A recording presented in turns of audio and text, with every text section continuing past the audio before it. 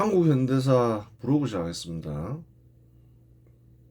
역사를 이해하고 현실을 이해하기 위해서는 기본적으로 근대화와 근대국가가 뭔지를 알아야 돼요.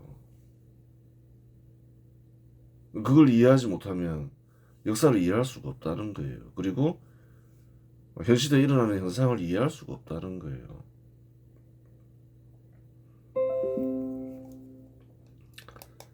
그리고 또 이제 국가가 잘못되기를 원하지 않고 국가가 잘 되기를 원하고 국민들이 풍요로운 삶을 살기 위해서는 또 불행해지지 않기 위해서는 근대화가 뭔지 근대국가가 뭔지 정확하게 알아야 된다는 거예요.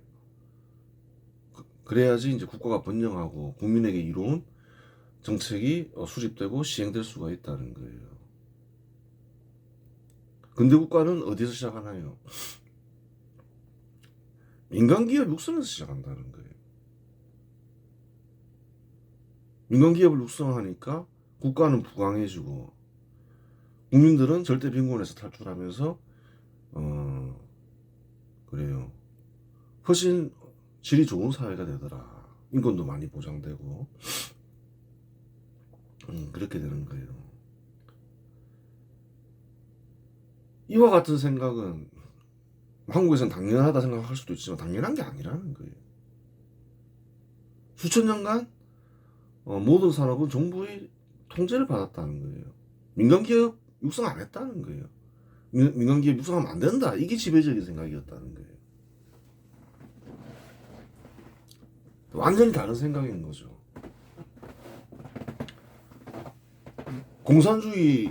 공산주의와 고대의 관습적 생각이 같나요? 같지 않나요? 같다는 거예요. 기업을 제한하고 가능하면 폐기해야 된다. 공산주의와 고대 농경국가의 관습적 생각은 같은 것이다. 왜 공산주의만 채택하면 조선처럼 돼버리냐는 거예요. 시스템이 같기 때문에 그렇게 된다는 거예요. 모든 정책은 생각에서 비롯되잖아요.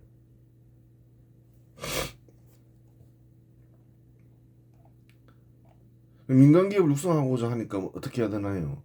자유로운 경제활동을 보장해야 된다는 거예요. 투자에 제한을 두면 안 되고 가능하면 거래에도 제한을 두면 안 된다는 거예요. 그래야지 민간기업 육성이 되더라. 투자 못하게 하면 안 되잖아요. 투자 제한하거나 대기업은 안 돼 이러면 기업이 성장할 수가 없잖아요. 그래서 투자건 거래건 최대한 자유로운 경제활동을 보장한다. 민간기업을 제약시하니까 민간기업이 크면 안 되니까 근대국가 수립 반발 세력은 자유로운 경제활동을 제한해야 된다, 부정해야 된다. 그 주장하는 거죠. 이 핑계 저 핑계 대면서 그럴듯하게 또 들리게 하겠죠. 기준은 딱 이렇다는 거예요. 자유로운 경제활동을 보장하는 것은 민간기업을 육성하기 위함이죠. 자유로운 또 경제활동을 보장하기 위해서는 또 무엇이 필요할까요? 다 필요한 것들이 있다는 거예요.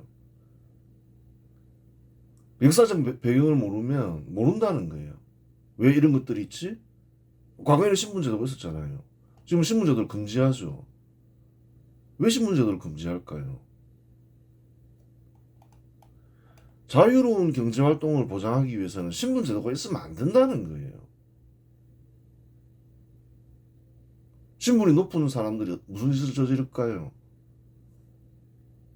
자유로운 경제활동을 방해한다, 못하게 한다는 거예요. 신분을 이용해서.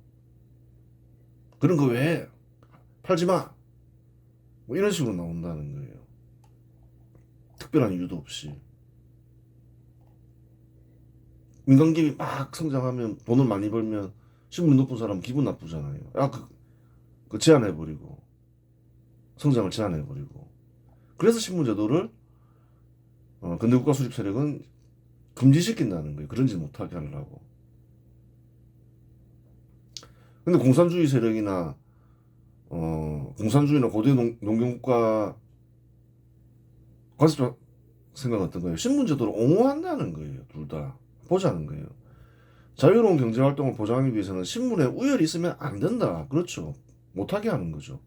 우월한 신문을 지니는 열등한 신문을 지니니 활동을 제한할 수 있다. 경제활동을 제한할 수 있는 거죠. 고대 농경국가에서는 농업의 대주주들이 높은 신분을 지닌 채 낮은 신분의 상공인들이 경제활동을 제한했다. 조선도 제한했잖아요. 산업공상이라고. 다 그랬다는 거예요. 고대 농경국가에서는. 조선은 좀 심하게 제한했던 거고. 그 결과 민간기업 육성은 불가능했고 절대 다수의 공동체 구성원들은 절대 빈곤에 시달려야 했다. 그래요. 신분제도가 있으면 신분이 낮은 능력 있는 사람들이 능력을 발휘할 수 없다. 이는 민간기업의 성장에 장애를 일으키며 산업발전을 저해야 한다. 못하게 하니까 능력을 발휘할 수 없잖아요. 신분 높은 애들이 못하게 하니까. 다 신분제도를 금지시킨 이유가 있다는 거예요. 단순히 물론 신분제도를 금지하면 절대 다수 국민들이 신분이 낮잖아요. 인권이 보장되는 것도 있지만 또 이제 근본적인 이유는 뭔가요? 신분제도가 있으면 민간기업을 육성하기가 어렵다는 거예요.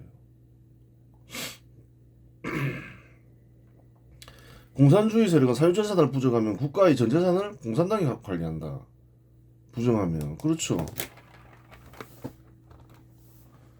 공산당 당원들은 공동체 구성원들이 소비를 좌지우지할 수 있으니 모든 재산을 공산당이 쥐고 있잖아요. 마음대로 배급할 수 있는 거죠. 직장과 먹고 사는 일을 공산당이 정하는 거니까 노예처럼 돼버리죠. 공산당 당원들은 공동체의 다른 구성원들에 비해 높은 신분을 지니게 된다. 그것들은 신분제도 금지한다지만 사람들이 삶을 좌지우지할 수 있으니까 공산당 당원들은 사실은 신분이 높죠. 사실상 신분제도가 있는 거죠. 일단 독재를 인정하잖아요. 공산주의 국가에서는. 그리고 공산당이 다 장악하잖아요. 국가의 모든 재산을. 공산당을 장악한 개인이 있으면 그러한 자는 국가의 전 재산을 관리하며 국민들의 삶을 좌지우지할 수 있으니 왕과 같은 신분을 지니게 된다. 그 왕과 같은 신분을 지니게 되잖아요. 공산주의 국가에서도 공산당 내에서 또 이렇게 권력투쟁에서 승리한 자가 나오죠. 왕처럼 살잖아요. 뭐가 같나요? 고대 농경국가가 똑같다는 거예요. 조선은 어땠을까? 북한 보면 된다는 거예요. 뭐 시스템이 똑같은데 똑같죠. 인권 유린되고 똑같다는 거예요.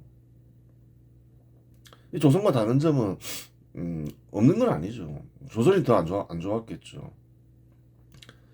조선은 과학기술 천시했지만 그래도 현 시대 공산주의 국가는 과학기술을 이용하려고 하잖아요.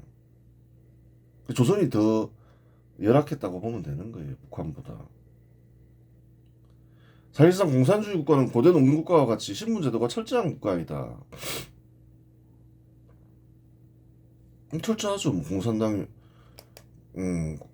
일당 독재하니까. 공산당이 일당 독재하는 거나 뭐 양반과 같은 귀족이 국가를 지배하는 것과 뭐 다를 게 뭐 있어요. 똑같은 거지. 고대 농경국가에서 신분이 낮은 절대 다수의 국민들의 인권은 유린되었다. 인권 유린되는 경우가 유린되는 이유가 있다는 거예요. 공산주의 국가에서. 고대 농경국가에서 인권 유린됐죠. 똑같은 거죠 뭐. 공산주의 국가에서 절대 다수의 국민의 인권이 유린되는 원인은 사실상 형성되어 있는 신분제도 때문이다. 신분제도가 형성되어 있다는 거예요.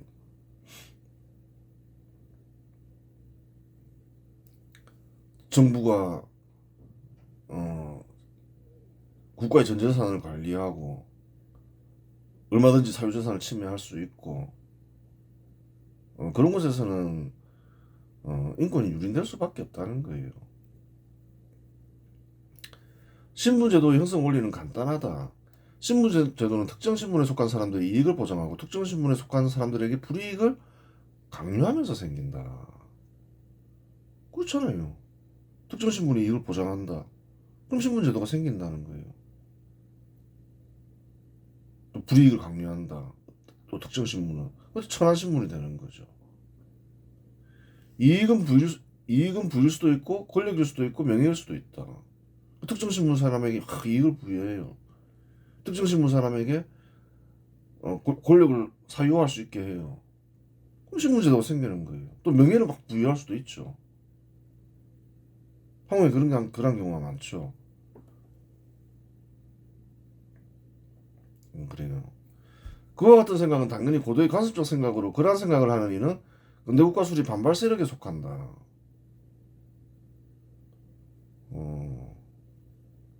그래요. 고도의 관습적 생각이 그렇다는 거예요. 특정 신분에게 막 이익을 준다는 거예요. 그러면 이제 귀족도 생기고 천민도 생기고 그러는 거죠. 현 시대는 세계가 국가로 조직되어 있으니 수많은 국가로 조직되어 있죠. 근대 국가 수립 세력은 국민들 사이의 권리와 의무는 동일하다고 주장한다. 이제 공동체가 국가 단위로 구성되어 있잖아요. 그럼 근대 국가 수립 세력은 어떻게 해야 되나요? 국가를 다스릴 때 국민들이 권리와 의무는 동일하다 생각하고 특정 신분의 이익을 보장하지 않는다는 거예요. 불이익을 주지도 않고 그걸 알아야 되는 거예요. 특정 신분에게 이익을 줘도 괜찮다. 그것은 근대 국가에서 용인되는 게 아니라는 거예요. 혈연, 지연, 학연, 성별, 인종, 나이, 직업 등 어떠한 이유도 특정 신분의 이익을 보장하는 수단이 될 수 없다. 근대 국가에서는 그렇다는 거예요. 하지만 사람을 평가하는 기준이 있어야 공직이나 기업에서 채용이 가능하다. 결국 신분제도를 부정하면 남는 것은 능력 외에는 없다. 주로 능력을 중시하죠. 채용할 때도 그러하고 기업을 평가할 때도 능력을 보는 거죠. 얼마나 잘 파냐, 얼마나 이익을 많이 내냐. 근대 국가에서는 뭐 신분제도를 부정해 버리니까 평가할 기준이 능력 외에 뭐가 있냐는 거예요.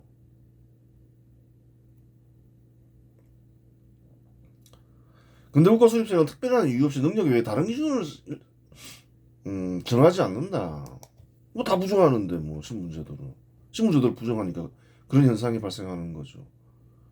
반대로 근대 국가 수립 세력은 능력 외에 다른 기준을 인정한다. 반발 세력이죠.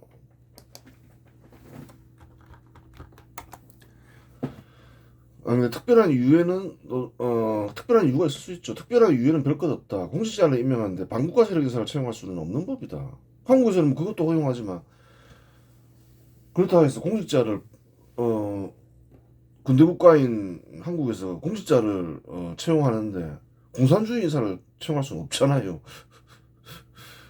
원래는 그게 안 되는 거죠. 능력을 보지만 또 이제 또 특별한 뭐 반국가 세력을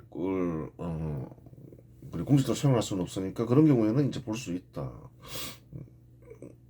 그렇죠. 누구나 익히고 싶은 기술을 익힐 수 있어야 하고 충분한 실력을 갖추면 자격을 부여해야 한다. 그 신분제도를 금지한다. 이게 무엇인가? 그걸 곰곰이 생각을 해봐야 된다는 거예요. 한국은 과연 신분제도가 완전히 철폐되는 국가인가 아닌가? 완전히 철폐된 국가 아니라는 거예요. 기술을 익힐 수 있는 조건과 자격 심사를 까다롭게 하여 특정 직업의 인원수를 제한하는 행위는 특정 신분 종사자들이 이익을 보장하는 행위이다. 그렇죠. 특정 직업에 종사하는 사람 수를 제한해버려요. 그러면 소득을 많이 얻겠죠. 이익을 보장하는 행위죠. 신분제도를 금지하는 근대국가에서 용인될 수 없다. 그런 거는 용인될 수 없다는 거예요. 인원수는 결국 시장과 개인의 선택에 맡기는 것이 근대국가의 기본 원칙이다. 그래요. 많으면 소득이 떨어질 테니까 지원하는 이들이 감소할 거고 또 소득이 높으면 또 많이 지원하겠죠. 시장에 맡겨야 된다는 거예요. 근대국가에서는 또 기술은 또 누구나 익힐 수 있어야 되고 신분제도가 없는데 특정인에게만 기술 익히게 할 수는 없잖아요. 한국에 이런 일들이 많잖아요. 국가가 뭐 인허가 어떤 그 정책을 통해서 조절할 수 있고 또 뭐 자격 심사를 할 수 있고 이러는데 악용되면 이제 신분제도가 형성되는 거죠. 조선시대의 시전상인은 금난 정권으로 상인수를 제한하여 이익을 극대화하였다. 또한 중세 유럽의 길드는 숙련 기술을 독점하고 인원을 제한하여 자신들의 신분적 이익을 보호했다. 즉 기술과 자격을 까다롭게 하여 이익을 극대화하는 일 역시 신분 제도를 긍정하는 고도의 관습적 생각일 따릅니다. 관습적 생각이 신분 제도가 대부분 금지됐지만 관습적 생각이 전승되는 이상 완전히 철폐는 안 된다는 거예요. 한국도 완전히 철폐된 국가는 아니죠. 잔재가 많이 남아있죠, 여기저기에. 그래요. 또 민간기업을 육성한다. 그럼 뭐가 필요할까요? 돈이, 사유재산이 있어야 될 거 아니에요. 사유재산을 보장해줘야지 사유재산을 투입해서 기업을 설립할 수가 있죠. 근데 민간기업을 부정하니까 공산주의 세력은 어떤가요? 사유재산을 제한하고 부정하죠. 민간기업 설립은 개인의 재산이 투입되면서 설립된다. 그렇잖아요. 여러 명이 투입할 수도 있고 뭐 타인의 재산일 수도 있는데 민간인의 재산이 투입되면서 설립되죠. 개인이라기보다는 민간인의 재산이. 민간기업이 토대가 되는 재산은 설립자의 재산일 수도 있고 타인의 재산일 수도 있다. 들어가죠. 따라서 민간기업을 육성하기 위해서는 사유재산이 보장되고 개개인의 재산이 증가해야 한다. 그렇죠. 뭐 사유재산이 일단 보장돼야 되죠. 그래야지 또 개인의 재산이 형성되는 거죠. 사유재산이 보장되지 않는 곳에서는 민간기업이 육성될 수가 없다는 거예요. 사유재산이 침해되는 곳에서는. 그러한 이유로 근대국가 수립 세력은 사유재산을 보장하고 재산 형성을 장려한다. 공산주의 세력은 민간기업을 제약시 아닌 민간기업의 토대가 되는 사유재산 역시 제약시한다. 그렇죠. 사유재산을 제약시하는 개인의 재산 형성을 막는 일을 선한 일이라고 생각한다. 그렇다는 거예요. 사유재산을 제약시하는 생각은 수천 년간 전승된 고대 농경국가의 관습적 생각이다. 잘 생각해보라는 거예요. 고대 사유재산을 형성을 장려하는 게 재산 형성 좋은 거 아니야? 부자 되세요 뭐 이런 말도 하잖아요. 근데 과거에는 고대에는 그런 말을 감히 할 수가 없었다는 거예요. 그러한 행위는 비윤리적인 행위였다는 거예요. 현 시대 한국에서 사는 사람들이 생각하는 것과 완전히 다르다. 그걸 알아야 되는 거예요. 고대 농경국가에서 신분이 낮은 절대 다수의 공동체 구성원들의 재산은 보호되지 않았다. 그걸 알아야 되는 거예요. 관리들이 맨날 침탈하고 재산 안 내놓으면 두들겨 패고 밀란이 비일비재했죠. 그래서 한국에서 사유재산이 보장되는데 그게 당연한 게 아니었다는 거예요. 역사적으로 보면 얼마 되지 않았다는 거예요. 신분이 높은 이들이나 관리들은 신분이 낮은 이들의 재산을 약탈했다. 그 사실이라는 거예요. 그 과정에서 폭력이 행사되는 등 인권이 유린되었다. 인권이 유린되는 것과 인권과 재산권이 소유권이 무관한 게 아니라는 거예요. 재산이 보장되지 않는 곳에서는 인권이 유린된다는 거예요. 정부가 절대 다수의 국민들의 재산을 약탈하니 재산 형성을 장려하지 않는다. 정부가 나서서 국민들의 재산을 약탈했잖아요. 고대에는. 재산 형성을 장려할 수가 없잖아요. 대부분의 고대 농경국가에서는 정부의 절대 다수의 국민들에게 청빈을 중요한 윤리로 강조하고 재산 형성을 보통 비윤리적인 행위로 규정했다. 뭐 탐욕 부리냐. 탐욕 나쁜 것이다. 이러면서 주로 이제 청빈을 강조하죠. 다 이유가 있다는 거예요. 정부가 어떻게 재산 형성을 장려해요. 자기가 약탈하는데. 사유재산을 부정하고 재산 형성을 제약시한다는 점에서 고대 농경국가의 생각과 공산주의는 놀랍게도 같죠. 계속 같은 거예요. 보면 시스템이 같다 했잖아요. 그 왜 그러냐? 왜 고대 농경국가와 공산주의는 시스템이 같냐? 그 이유를 알아야 되는 거예요. 고대 농경국가 그거 잘못됐어.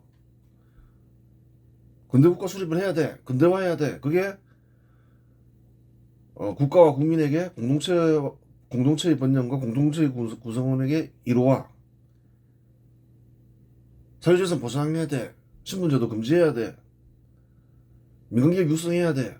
전부 반대라는 거예요. 근데 공산주의는 어떤가요? 그러한 근대국가를 부정한다는 거예요. 야, 이게 잘못된 국가야. 반대로 하는 게 나아. 근대국가를 파괴하기 위해서 나온 견해가 공산주의라는 거예요. 전부 반대로 해야 될 거 아니에요. 근데 전부 반대로 하면 어떻게 되나요? 고대 농경국가의 생각과 똑같아질 수밖에 없다는 거예요. 왜냐면 고대 농경국가의 생각을 뒤집은 게 근대화 이념이라는 거예요. 사람들이 그걸 잘 모르는 거예요. 근데 그 근대 국가를 뒤집어 버리면 조선으로 돌아간다. 그렇게 돼버리는 거예요. 한국의 공산주의 세력은 주로 주택이나 토지와 같은 부동산에 과중한 세금을 부과하여 재산을 침탈하지 않는다. 주로 뭐 주택이나 토지, 막 부동산에 어떻게든 세금을 부과하려 하죠. 국민들 갈라치게 하면서 부익부 비익비익 어쩌고저쩌고 하고 막 불로소득이 어쩌니 하면서 그 이유가 있다는 거예요. 재산을 형성한 대부분의 한국인들의 재산은 부동산 형태로 있다. 대부분의 국민들은 집 한 채에 있는 경우가 대부분이죠. 큰 부자라 하더라도 많은 비중이 부동산에 쏠려 있는 게 대부분이죠. 대부분 다 부동산에 한국인들의 대부분의 재산은 부동산이라는 거예요. 재산을 침탈하기 위해서는 어떻게 해야 되나요? 부동산에 과중한 세금을 부과하면 된다는 거예요. 그 재산 침탈이라는 거예요. 부동산에 과중한 세금을 부과하면 용이하게 재산을 침탈할 수 있고 부동산으로 재산을 형성하기 어려워지면 재산 형성을 제약시하는 풍조를 널리 유포시킬 수 있기 때문에 그러한 행위를 한다. 그렇죠.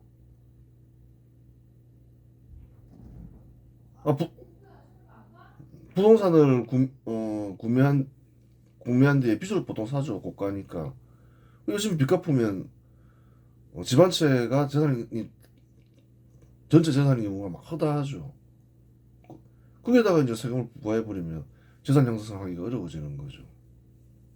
재산 형성을 제약시하기 때문에 그렇죠.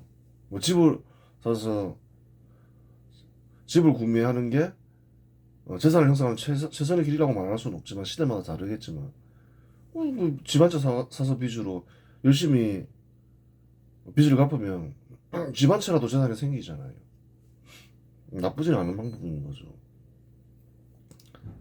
한국의 근대국가 수립 세력 인사는 부동산 거래나 부동산에 과중한 세금을 부과하는 일을 금지한다. 근대국가 수립 세력 인사는 반대로 움직이겠죠. 기본적으로. 왜? 재산 형성을 장려하니까. 하지만 노무현 정부 이후 부동산에 과중한 세금을 부과하는 일은 완화되는 경우는 있어도 폐기되지 않은 채 개선되고 있다. 노무현 정부 이후로 이제 부동산에 과중한 세금을 부과하기 시작했죠. 재산 침탈이 본격적으로 진행되었는데 이명박이나 박근혜가 폐기하지 않았죠. 완화하긴 했어도. 그래요. 사유재산에 대한 입장에 따라서 또 근대국가 수립 세력과 근대국가 수립 반발 세력으로 나누어진다. 우파 인사와 좌파 인사가 나누어진다.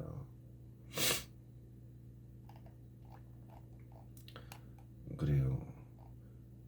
시장 육성 및 개척, 시장 제한 부정, 또 시장에 대해서 어떤 입장을 가지고 있냐.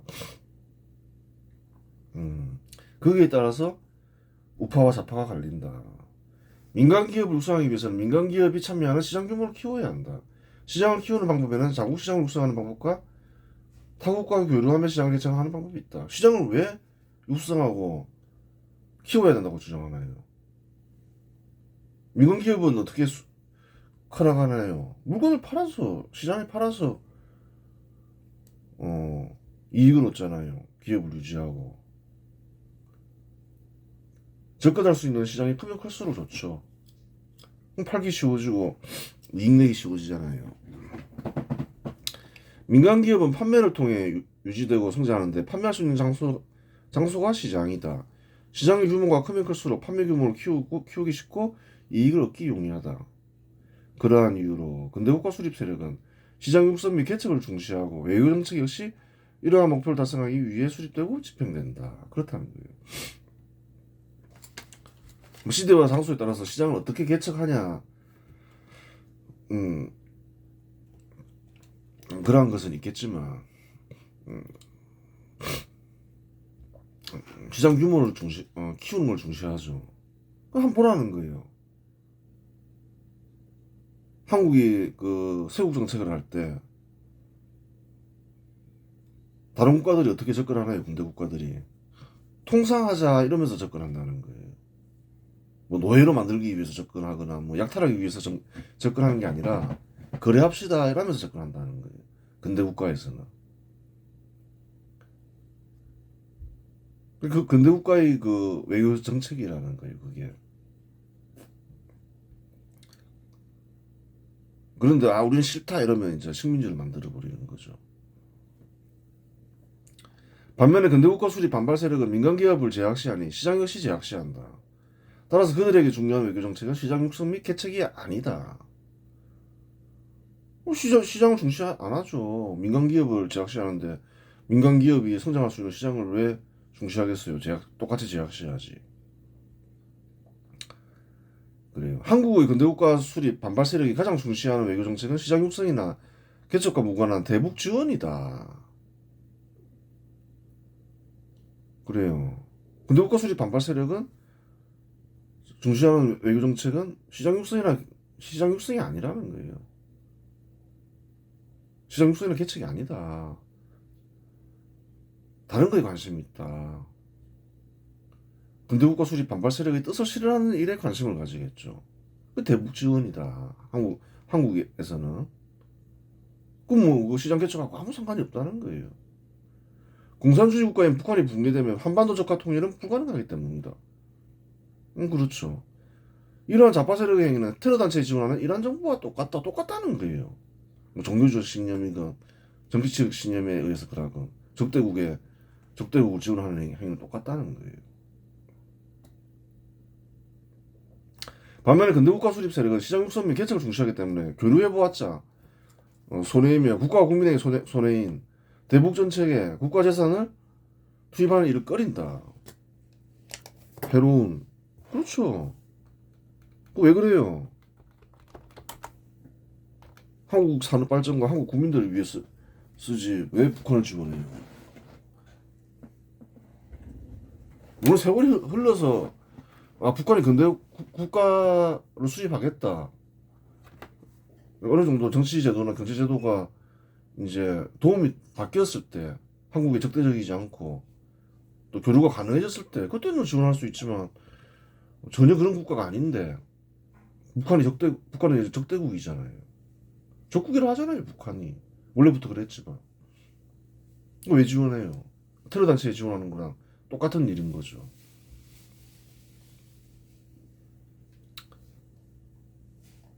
그래요. 그걸 알아야 되는 거예요. 한국의 국방을 위해서는 친미 친일 국가가 돼야 되는 것이긴 하지만 생각을 해보라는 거예요. 해양 세력을 중시하면 근대국가 수립 세력인가요, 아닌가요? 근대국가 수립 세력이라는 거예요. 국방상의 문제도 있지만 이 시장 육성 및 개척과도 연관이 있다는 거예요. 해양 세력에 속하면 뭐 중국이나 러시아와 같은 대륙 세력과 거래할 수가 있잖아요.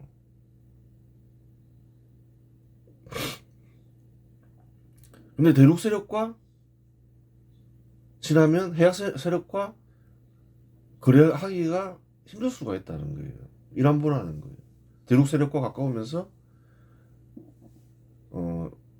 반해양 세력 하고자 하니까 또 핵을 개발해야 되고 핵을 개발하면 제한받게 되고 그럴 이유가 전혀 없다는 거예요. 시장 육성 및 개척에 무엇이 유리한가요? 기본적으로 친해양 세력이 유리한가요? 친대륙 세력이 유리한가요? 친해양 세력에 속하는 게 훨씬 유리하다는 거예요. 다 할 수 있으니까 접근할 수 있는 시장이 훨씬 커지는 거죠. 산업 간 평등 중시, 농업 중시. 사회에는 상공업, 농업, 금융업 등 다양한 종류의 산업들이 있다. 근대국가 수립 세력은 특정 산업을 중시하며 차별하지 않는다.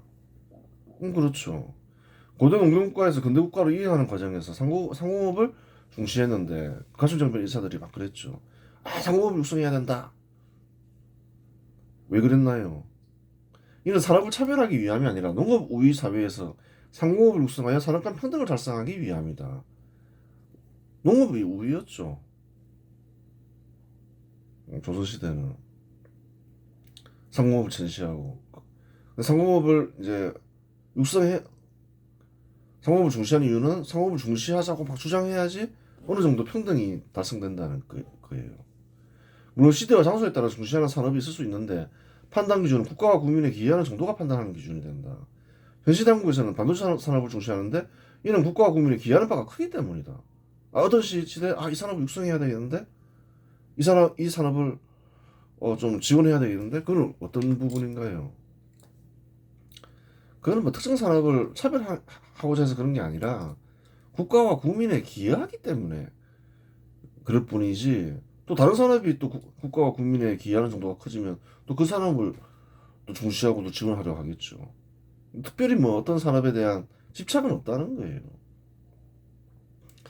반면에 공산주의 세력은 농업을 중시한다. 공산주의 세력 보라는 거예요. 북한 보라는 거예요. 농업을 중시하잖아요. 이는 공산주의 정책만 시행된 곳에서는 반드시 절대 빈곤이 만연하기 때문이다. 만연화된다. 식량이 부족하면 공동체 구성원들의 생존이 보장되지 않으니 농업을 중시하지 않을 수 없다. 그래요. 북한이 산업이 발전한 국가였죠. 1950년 무렵에는. 일본의 많은 산업시설이 북한에 있었다는 거예요. 근데 이제 산업이 낙후되니까 생산이 안 되니까 낙후되겠죠. 그래요. 절대 빈곤에 시달리게 되고 어쨌든 식량이 있어야 생존할 수 있잖아요. 자연히 농업을 중시하게 된다는 거예요. 어떻게든 식량은 구해야 되니까. 고대 농경국가에서는 농업을 중시하며 상공업을 천시하며 통제했다. 그렇죠. 고대 농경국가도 그렇죠. 농업을 지배하는 이는 왕실이나 귀족이었고 왕실이나 귀족의 하수인인 정부는 상공업을 농업에 폭속시켰다. 한국도 산업공상이라고 있잖아요. 농업을 다른 산업에 비해서 중시했잖아요. 공산주의 국가랑 똑같나요? 안 똑같나요? 똑같았다는 거예요. 한국의 공산주의 세력은 농업의 생산성을 강화하는 정책보다는 주로 농민 보호 정책을 수립하고 그렇죠. 맨날 농민 보호 정책을 수립하죠. 집행하는데 이는 농업을 다른 산업에 비하여 중요하다고 생각하기 때문이다. 고도의 가십적 생각, 공산주의적 발상이 수립되고 집행되는 거죠. 물론 농민만 따로 보호하는 정책은 근대 국가에서는 용인될 수 없다. 그건 당연하죠. 뭐 국민들이 다 동일한 권리와 의무가 있는데 신분제도가 부정되는데 왜 농민만 따로 이익을 줘요? 신분제도가 부정되는 근대 국가에서 농민에게만 별도 이익을 보장할 수 없기 때문이다. 그 당연하죠. 뭐. 근데 한국의 공산주의 세력이 장악한 더불어민주당만 이 집행하면 이런 일을 벌인다는 거예요. 용인될 수 없는 일인 거죠, 사실은. 근대 국가에서는. 농업, 식량 안보 어쩌고 하지만 식량 생산을 포기할 수 없다. 그럼 농민 보호 정책을 실시하는 게 아니죠. 농업 생산성 강화시켜서 농업의 경쟁력을 키워야 되는 거예요. 그 농민 보호하니까 95%에 해당하는 한국인들이 세계에서 제일 비싼 농산물을 소비해야 되잖아요. 그 잘못된 정책인 거죠. 농업을 육성해야 된다. 그것은 농민 보호가 아니다. 그 사실을 알아야 되는 거예요. 이번 시간에서 마치겠습니다.